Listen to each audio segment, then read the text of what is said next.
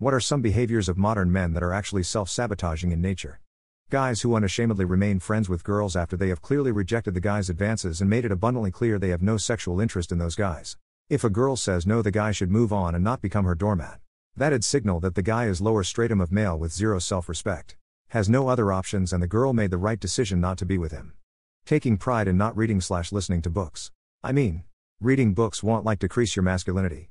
I saw a lot of guys saying reading is for women on social media, not even trying to learn basic survival tasks, cooking and cleaning, laundry, etc., thinking masculinity equals dominance, violence and acting like an ooga booga caveman, not acknowledging their lack of emotional intelligence and not working to better it, not taking their mental health seriously. Going to the gym won't fix your psychological/mental health problems and trauma. I'm sick of people commenting go to the gym under each and every post a guy makes talking about his mental health issues. Binge drinking. Being obsessed with getting ripped in response to insecurity. Body dysmorphia. Subconscious pressures of male beauty standards. Etc. Eating like shit.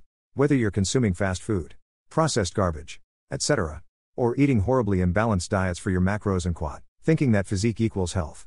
How's your gut and digestive health looking? How is your mental health? Dismissing yoga as a feminine practice, ignoring the fact that we all have feminine and masculine qualities and should learn to connect with and embrace them. Repeating the same cycles and patterns of toxic behavior and never learning.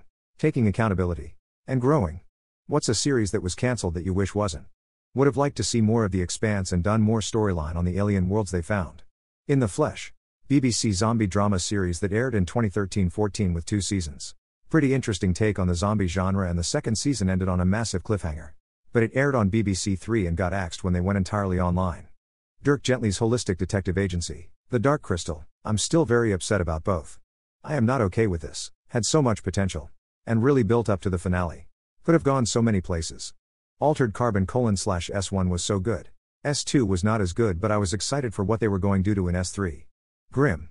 I love the universe they created and the potential it has to expand. With better writers.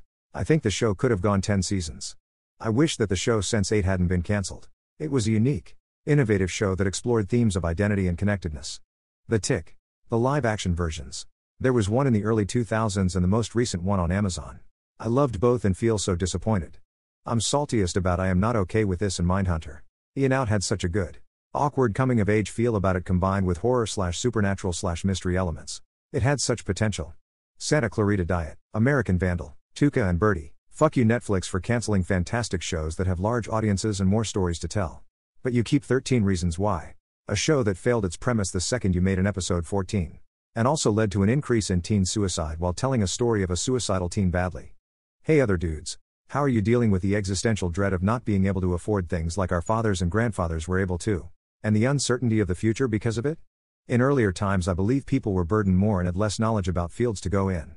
But as a female I believe both the men and women are liable to take care of family and have a successful career. And as we are provided with various form of knowledge and fields it can be challenging to decide and to follow, but on the other hand we know we're not alone in this and that hard work would pay off one time or the other. I'm dealing with it badly. I already lost everything once. Scrambled my way out of homelessness.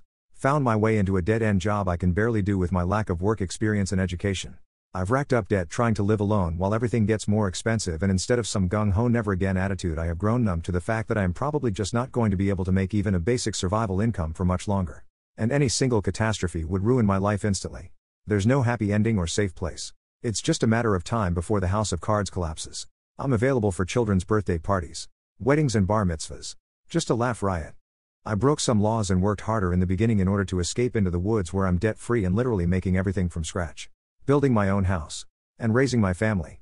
Little house on the prairie with Starlink and YouTube videos to teach my kids the shit I get stumped on. I don't know if that's lowering my expectations or if society led me to want to escape to the woods.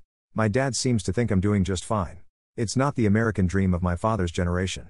But it is what the pioneers dreamed of. I think. Am I living the OG American dream?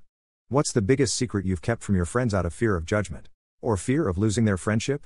After I was assaulted I stayed in a relationship with that person for months. I even had sex with him again. I convinced everyone that everything was fine to the point where nobody thought anything was wrong with a relationship years later.